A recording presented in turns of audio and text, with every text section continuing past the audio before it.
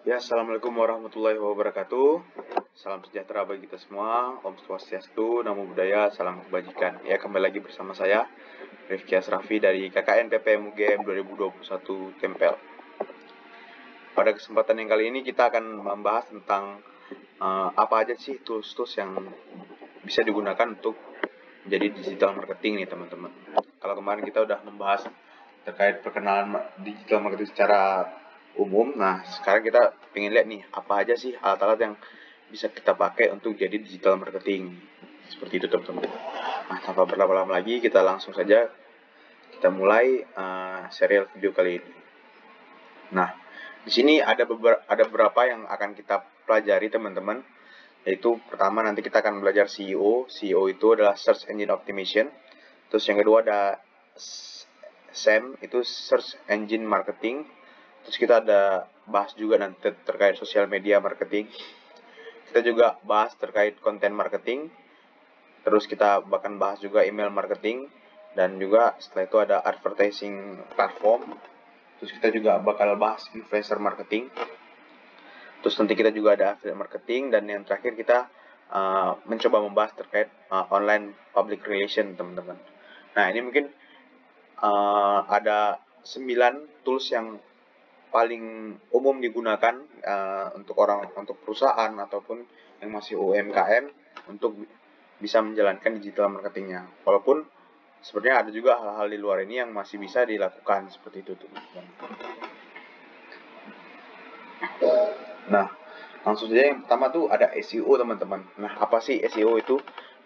SEO itu jadi kalau bisa kita deskripsikan adalah cara-cara untuk mengoptimalkan kinerja website kita secara organik nih teman-teman. Yang mana itu untuk mencapai peringkat tertinggi pada mesin pencarian. Nah, jadi sederhananya adalah gimana sih kita bangun website kita biar website kita itu bisa muncul di pencarian paling atas teman-teman. Karena kan kalau misalnya kita buka Google nih, kita cari nih misalnya baju lebaran. Nah, untuk materi baju lebaran, website mana sih yang paling tinggi peringkatnya teman-teman? Apakah dengan kesesuaian kunci dan sebagainya. Nah, untuk ini makanya SEO ini punya objektif itu untuk mendorong kunjungan ke website. Yang mana nanti di website kita bisa membangun aware dari calon konsumen dan juga bisa melakukan pembelian di situ seperti itu. Nah, untuk cara kerjanya tentu saja kita nanti bagaimana kita membangun website dengan menggunakan kata kunci yang relevan terkait produk ataupun hal-hal yang ingin kita raih seperti itu teman-teman. Dan juga kita bisa mengenerate orang-orang untuk website kita dengan tautan-tautan nih teman-teman. Mau itu tautan-tautan dari kegiatan-kegiatan event ataupun sebagainya seperti itu. Dan juga menjadi penting adalah kita mengembangkan kecepatan dan tampilan website yang bagus. Karena jangan sampai pembeli itu pada saat nyampe ke website kita itu merasa ini website lemot, website ini tampilannya nggak menarik ataupun bahkan sulit untuk digunakan seperti itu teman-teman. Hal-hal inilah yang perlu kita dorong bagaimana agar website kita ini nantinya bisa secara organik bertumbuh dan mendapatkan peringkat yang tinggi pada saat di mesin pencarian seperti itu. Dan tentu nanti untuk indikator pengukurannya bisa dipakai angka dari pengunjung per hari yang didapatkan dan juga repetisi dari pengunjung periodik teman-teman. Jadi berapa orang sih orang yang sama itu datang ke website kita? Misalnya dalam seminggu mungkin 3 kali, 5 kali, hal-hal seperti itu kita bisa ukur indikator dampaknya seperti itu teman-teman. Nah, selanjutnya itu ada SEM teman-teman, yaitu Search Engine Marketing.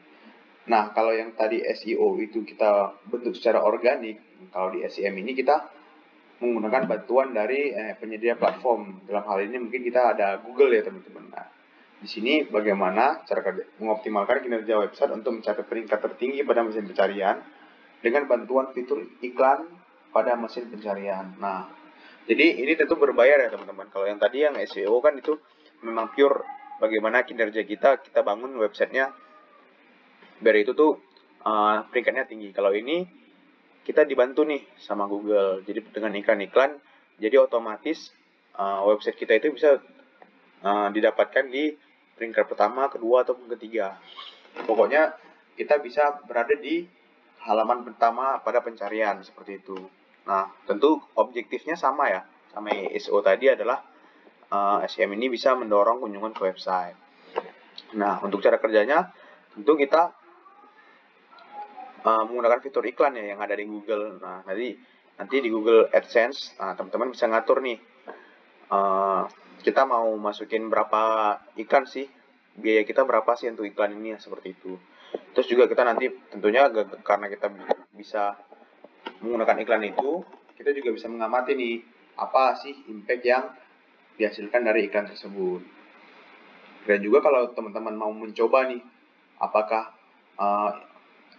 iklan kita itu berjalan apa enggak, teman-teman bisa aja nih iseng-iseng ngecek pakai HP siapa yang lain atau device yang lain untuk mencari kata kunci yang sebenarnya mirip sama iklan yang teman-teman bikin seperti itu.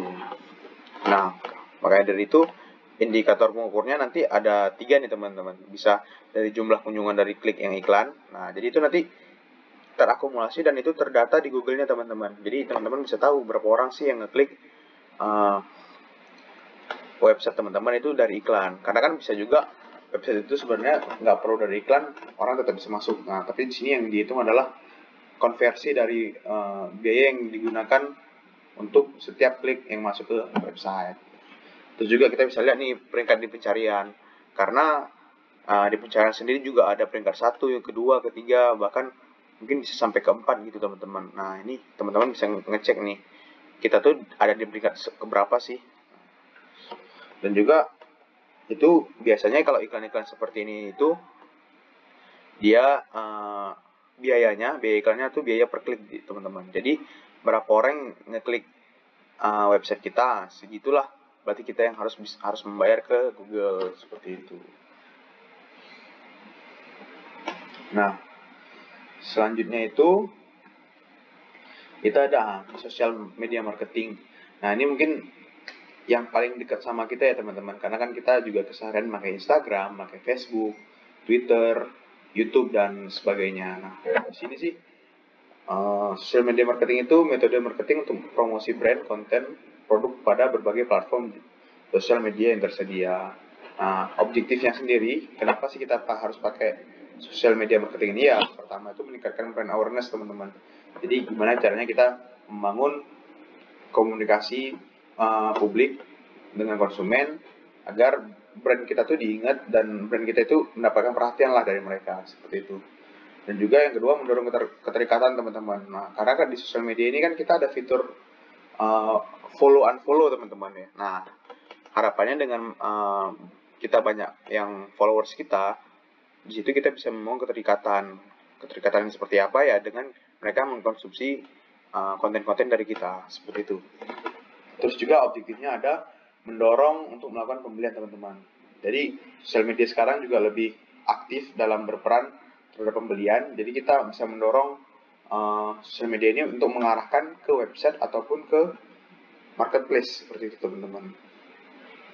Jadi sosial media ini lumayan impactful dan kalau di zaman sekarang ya lebih baik kita harus ada sih sosial media marketing ini, karena saya pribadi pun kalau saya ingin mencari suatu produk, saya ingin mencari suatu brand, yang saya buka pertama itu bukan Google lagi, tapi saya buka Instagram, saya buka YouTube, karena itu jauh lebih menarik daripada saya mencari di Google seperti itu teman-teman. Dan untuk cara kerjanya pasti kita membuat konten ya teman-teman, karena kan ini kan basisnya adalah konten. Jadi kita membangun konten dengan tentunya copywriting yang menarik. Bagaimana copywritingnya itu bisa menyentuh emosional dari para audiens seperti itu. Dan juga tentu kita butuh membangun relasi dengan target pasar menggunakan sosial media ini, melalui dengan kita mungkin aktif melakukan ini, update di story, kita juga melakukan mungkin live IG. Nah, hal seperti itu juga kita bisa membangun nih relasi dua arah dengan para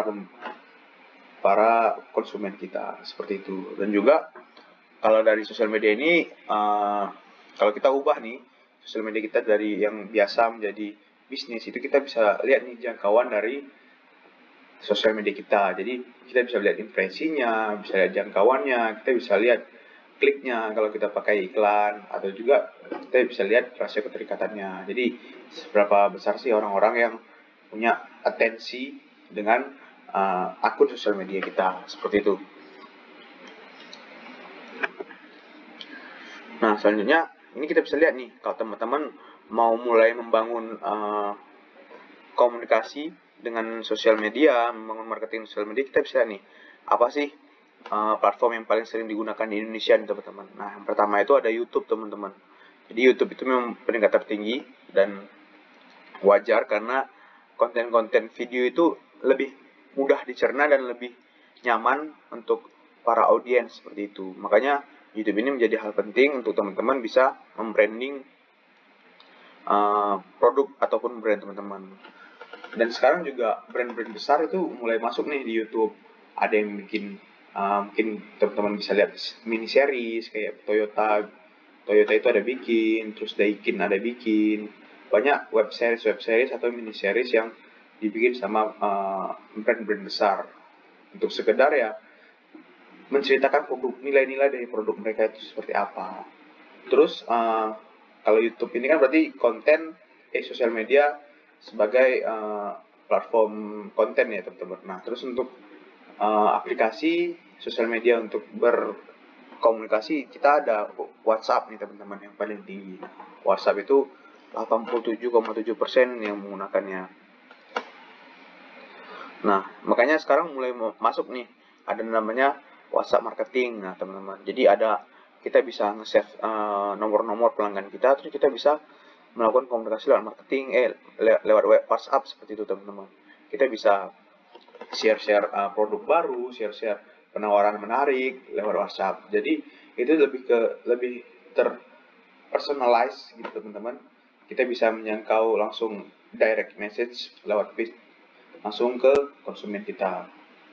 Terus juga di sini ada Instagram dan Facebook yang menjadi peringkat ketiga dan keempat. Nah, mungkin dari angka-angka ini, kalau teman-teman harus disesuaikan lagi nih konten teman-teman yang teman-teman mau bangun itu kontennya seperti apa, seperti itu, dan platform mana. Tapi ini harus menjadi pertimbangan teman-teman bahwa pengguna dari setiap sosial media ini segini loh persentasenya. Jadi jangan sampai teman-teman tiba-tiba pakai yang paling dikit nih, ada Reddit hanya 17%. Nah, itu bakal reach-nya itu, angka jangkauannya itu lebih rendah seperti itu teman-teman. Nah, ini kok teman-teman mau lihat apa sih perbedaan dari sosial media yang penggunanya banyak ini ya. Kalau kita lihat di sini saya ada 5 ya. Ada Facebook, Instagram, Twitter, YouTube, dan LinkedIn. Nah, kalau kita lihat Facebook itu cocok untuk yang kita memerlukan jangkauan dan keterikatan seperti itu teman-teman. Dan juga jangkauan dengan bantuan media yang kuat, karena kan di situ kita ada iklan, terus kontennya interaktif seperti itu. Dan juga di Facebook ini kita bisa bikin diskusi grup nih teman-teman. Facebook ini kan terkenal nih teman-teman dengan grupnya yang kadang aktif, ataupun malah terlalu banyak grup-grup yang ya semua golongan ada grupnya gitu. Bahkan mungkin pecinta semut nanti ada grupnya di sana. Jadi mungkin kita ada menjual produk-produk spesifik, ya ini lebih mudah nih teman-teman, karena kita dapat menemukan grup-grup yang itu memang sangat spesifik ke produk kita. Terus juga kita bisa melakukan personifikasi maskot teman-teman, seperti itu. Terus kalau di Instagram tentunya ini base-nya nanti visual inspiratif ya. Jadi kita membangun konten-konten yang memberikan inspirasi lah kepada audiens kita, mau itu dari segi membranding penawaran menarik, ataupun membranding produk, ataupun konten-konten yang membawa nilai-nilai seperti itu teman-teman. Dan juga Instagram ini cocok untuk jadi katalog produk teman-teman, karena feed-nya itu yang kotak-kotak kecil-kecil dan mudah dilihat, itu menjadikan Instagram itu lebih mudah untuk para audiens itu melihat nih apa aja sih produk kita, dan kita juga bisa menyajikan tampilan produk yang menarik di situ, seperti itu. Dan juga ini tentu bisa menciptakan user generate content. Jadi secara nggak langsung tanpa kita mengiklan, ya konten kita tuh sebenarnya masih bisa masuk ke explore dan sebagainya dengan user generate content ini, seperti itu. Terus juga Instagram ini cocok nih untuk teman-teman bisa bikin short video. Kan sekarang banyak tuh yang di IGTV yang mungkin durasi videonya itu 1 menit atau paling lama mungkin 5 menit. Nah, itu masih cocok tuh di Instagram, teman-teman. Nah, terus ada Twitter nih, teman-teman. Nah, Twitter ini dia brand-brand itu biasa menggunakannya untuk customer service juga, teman-teman. Jadi karena lebih mudah berinteraksi di Twitter sebagai customer service, karena untuk misalnya katalog produk dan diskusi grup itu mungkin kurang nyaman ya di Twitter. Jadi memang fokus Twitter ini karena persebarannya juga sangat cepat, jadi ini cocok untuk customer service. Terus juga kita bisa jadiin Twitter ini konten broadcast, teman-teman, dan juga umpan data dan juga interaksi dengan influencer, karena beberapa influencer itu malah sangat aktif di Twitter. Jadi kita bisa membangun cita brand kita dari berinteraksi dengan Twitter berinteraksi dengan influencer di Twitter, seperti itu. Terus juga ada YouTube nih, teman-teman. YouTube ini fokusnya ya untuk penayangan video ya, karena kan dia nggak ada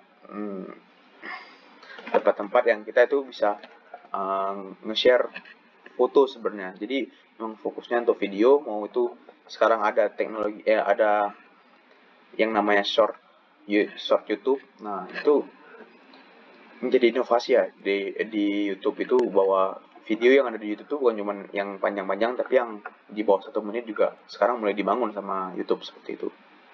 Dan juga YouTube ini bisa juga digunakan sebagai demo produk, teman-teman. Jadi dengan aksesibilitas menonton di YouTube itu baik, jadi untuk kita mendemo produk bisa kita lakukan di sini, kita review produk dan sebagainya.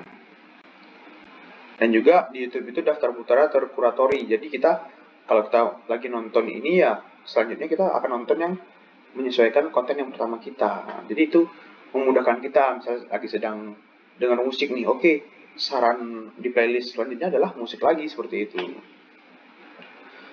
Terus juga di YouTube ini kita bisa aktif mengomentari akun-akun lain, yang mana kadang akun-akun ini komentar-komentar ini tuh dilihatin tuh sama orang-orang lain, seperti itu.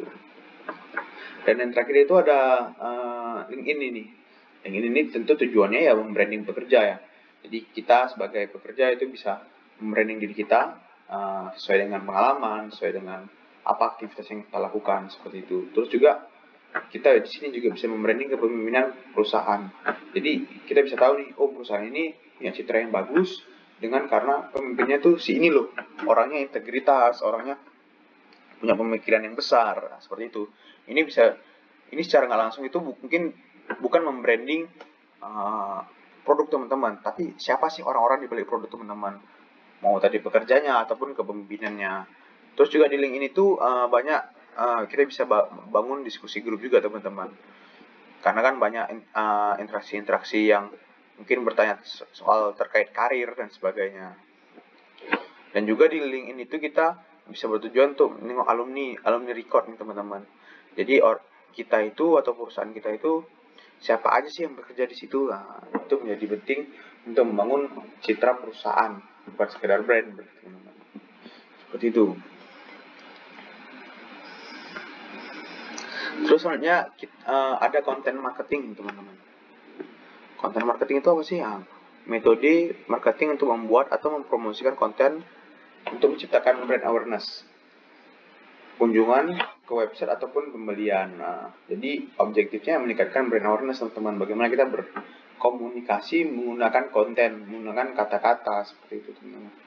Dan tentunya objektifnya tadi mendorong kunjungan ke website dan juga memberikan petunjuk pada target pasar.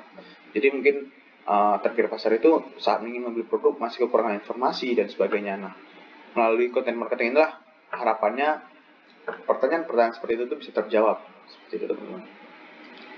Dan juga cara kerja pasti yang pertama tadi posting tulisan di website atau sosmed yang tadi kayak seperti ini, ada contohnya di Traveloka nih, apa saja sih trik jitu agar tidak ketinggalan pesawat. Nah, hal seperti ini tuh menarik untuk dibaca calon konsumen karena mungkin mereka memang membutuhkan informasi seperti ini, seperti itu.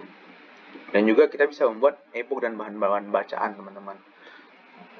Dan juga kalau yang lebih sederhananya dan lebih nampak praktis itu ada, kita bisa membuat infografis. Nah, untuk indikator pengukurannya kita bisa ukur tuh impresi, jangkauan, klik, dan rasio keterikatannya. Nah, itu untuk konten marketing. Terus selanjutnya ada email marketing, teman-teman. Nah, ini ada gambar di atas, dua gambarnya. Pasti teman-teman di zaman sekarang kalau aktif pakai email, pasti sering nih dapat hal yang seperti ini.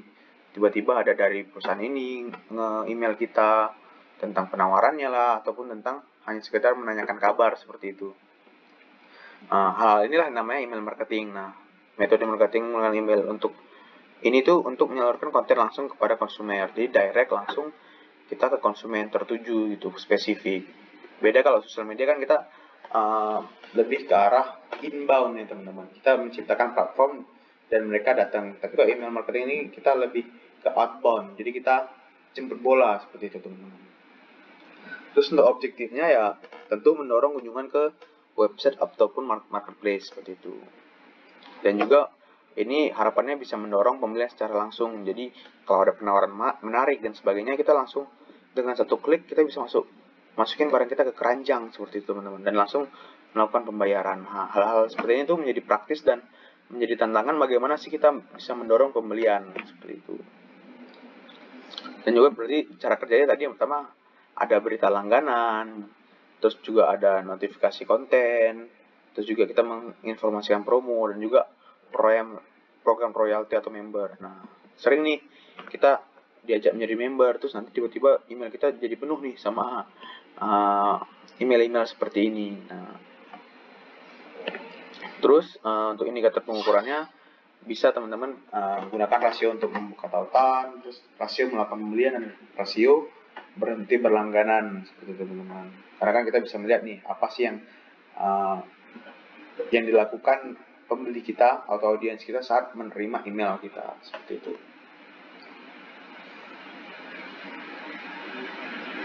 Nah, selanjutnya itu ada advertising platform teman-teman. Nah, di sini kok kita bisa lihat teman-teman pasti sering nonton YouTube ya kan.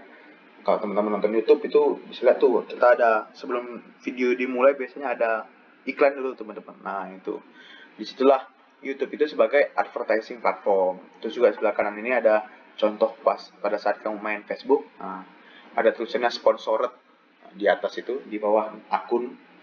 Nah, itu berarti menandakan bahwa konten-konten ini adalah konten-konten yang di-generate oleh iklan seperti itu.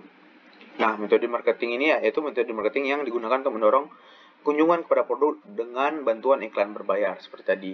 Nah, objektifnya sendiri ya tentu untuk membangun brand awareness. Jadi mungkin nggak langsung mengarahkan ke pembelian, tapi ya sekedar ya oke, ini brand kita, ini produk kita seperti itu. Dan juga tentu harapannya ini bisa membangun kunjungan ke website atau marketplace dan juga mendorong untuk melakukan pembelian langsung. Jadi kan kadang-kadang ada penawaran menarik hanya hari ini, beli satu gratis satu. Jadi kita didorong untuk langsung melakukan pembelian langsung seperti itu. Dan tentu cara kerjanya ya kita memboosting nih konten di sosial media. Terus kita juga iklan-iklan di platform online. Kalau teman-teman lihat yang paling sering digunakan sebagai platform iklan ya mungkin Facebook Ads, atau Instagram Ads, ada juga YouTube Ads atau AdSense. Nah, tiga hal ini yang mungkin teman-teman bisa coba nih mulai untuk menggunakan seperti itu.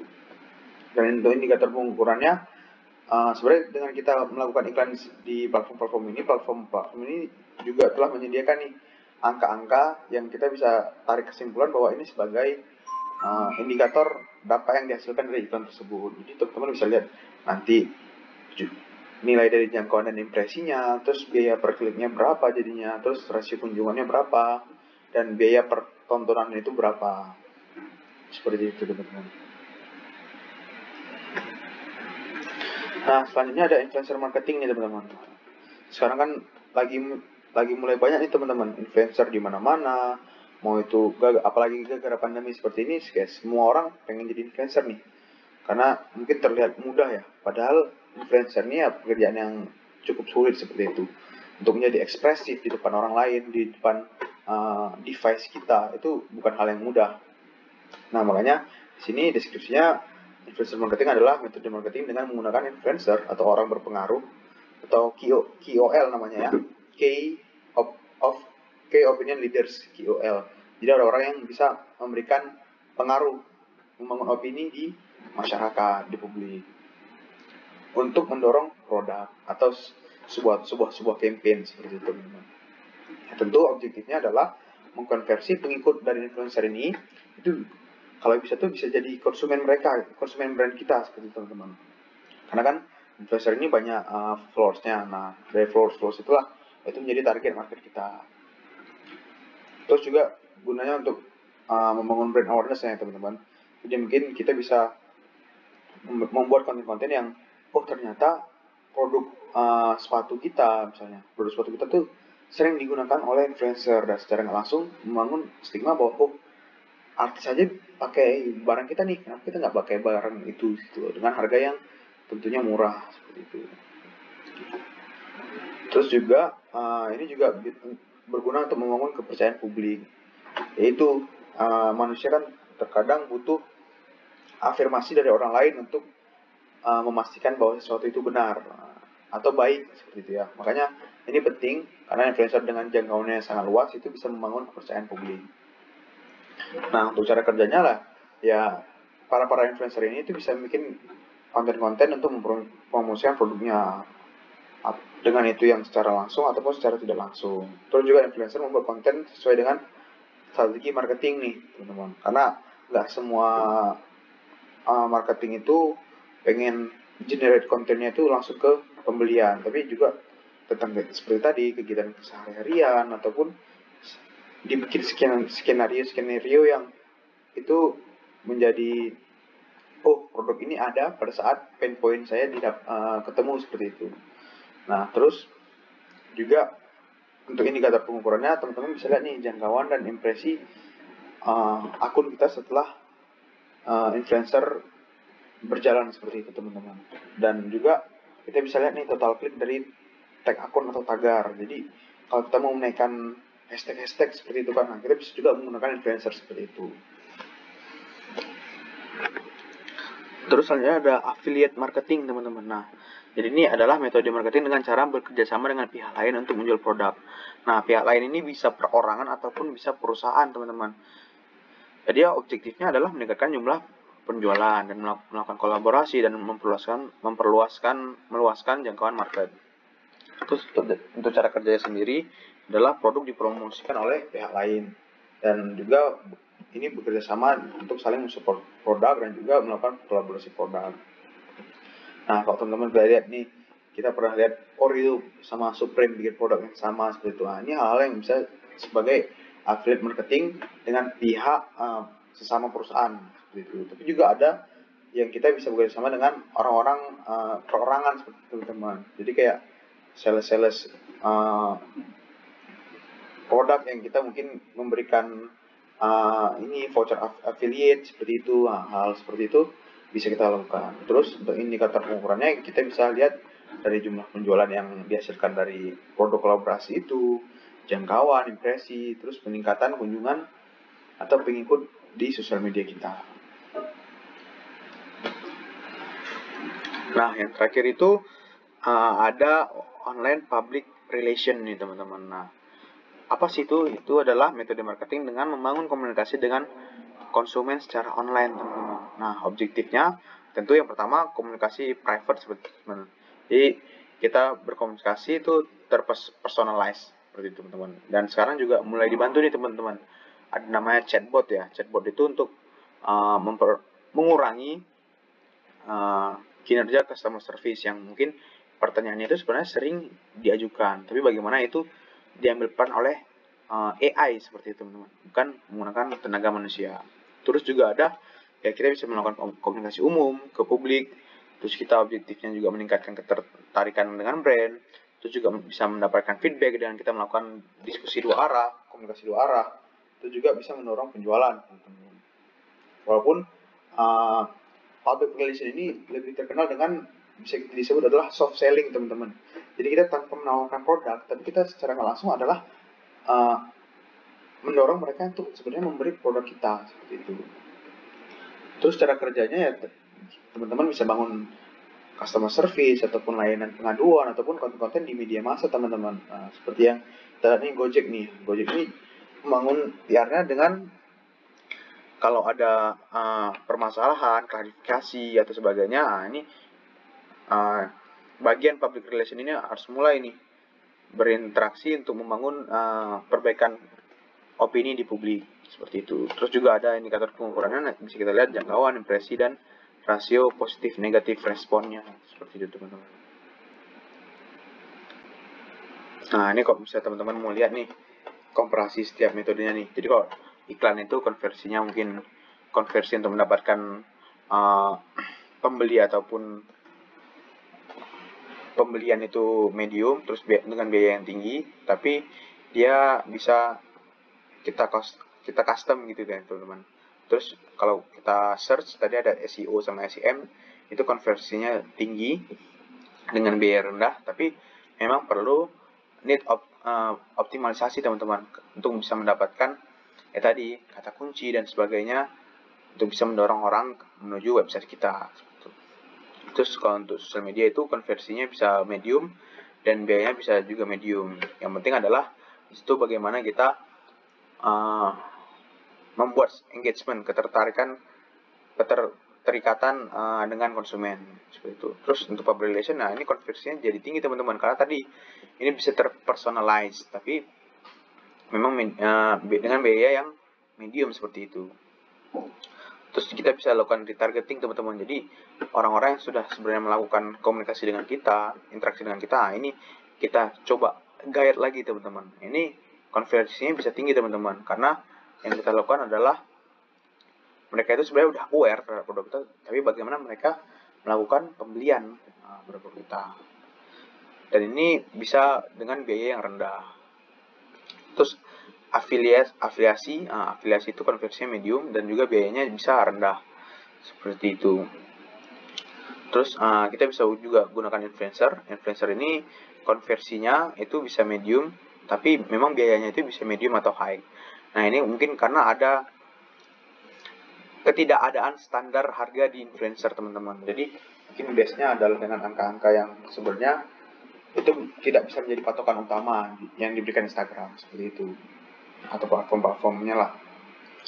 Terus ada email marketing. Nah, email marketing ini memang konversinya low medium ya, teman-teman. Karena kan email nggak semua orang itu buka email seperti itu. Bahkan ada orang yang emailnya ya dibiarin aja seperti itu. Nah, makanya ini merupakan strategi kalau kita pakai email marketing, bagaimana nanti isi kontennya, terus juga notifikasi itu bisa membuat orang-orang tuh tertarik untuk membuka email kita, seperti itu.